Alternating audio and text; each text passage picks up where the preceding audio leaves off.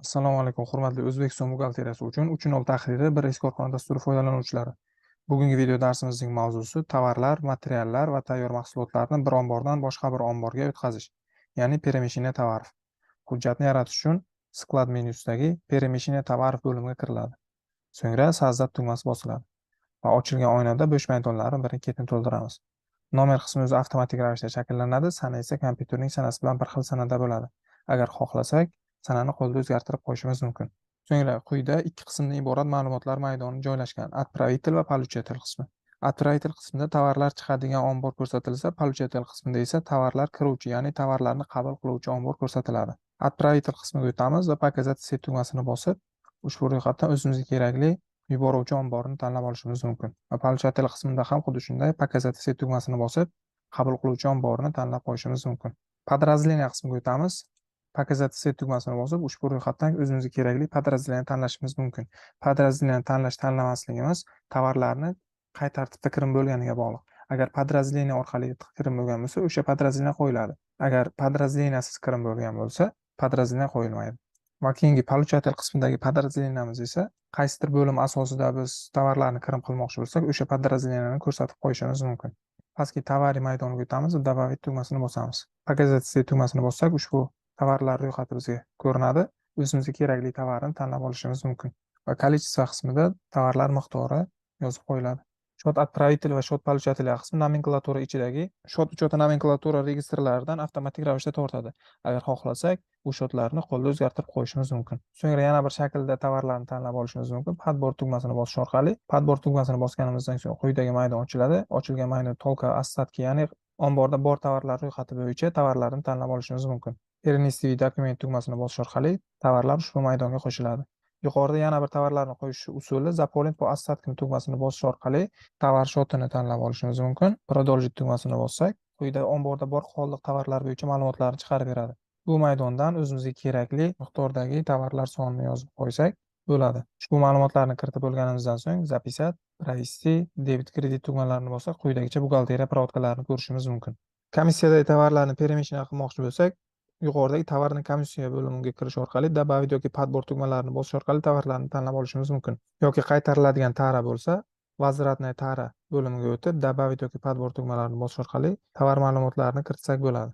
Провести закрыть tugmasini bossak, hujjat quyidagi перемещение tovarov hujjatlar qatorida ko'rinadi. Yana bir operatsiya turini ko'rib o'tishimiz mumkin. Bunda ulgurji savdo omboridan chakana savdo omboriga tovarlarni o'tkazishimiz mumkin. Buning uchun sozdать tugmasini bosamiz va yuqoridagi nomer qismi o'zi avtomatik ravishda shakllanadi. Sana esa kompyuterning sanasi bilan bir xil sanada bo'ladi. Agar xohlasak, sanani qo'lda o'zgartirib qo'yishimiz mumkin. Отправитель qismida ulgurji savdo omborini tanlab olamiz va получатель qismida esa chakana savdo omborini tanlashimiz mumkin. So'ngra pastdagi tovar maydonida добавить, подбор yoki заполнить vasitasi tugmalarini bosish orqali tovarni tanlab olishimiz mumkin.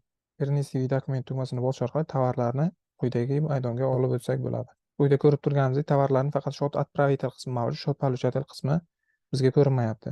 Счет получатель qismida o'zi avtomatik ravishda 29-22 счетga provodka beradi. So'ngra записать, провести, debit kredit tugmalarini bossak, quyidagicha buxgalteriya provodkalarini ko'rishimiz mumkin.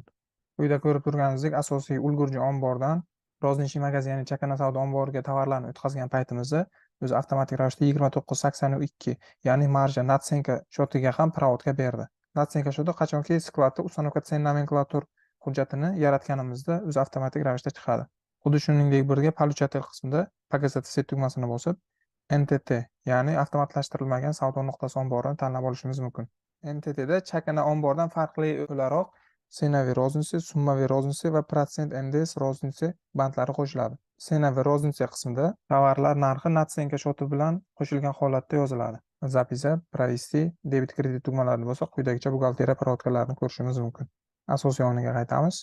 Agar tovarlar chakana savdo ombori yoki avtomatlashtirilmagan savdo nuqtasi ombori, ya'ni NTTdan qaytgan bo'lsa, sozdать tugmasini bosamiz va отправитель qismida показать все tugmasini bosib, chakana savdo omborini tanlashimiz mumkin. Получатель qismida esa ulgurji savdo omborini tanlab olishimiz mumkin.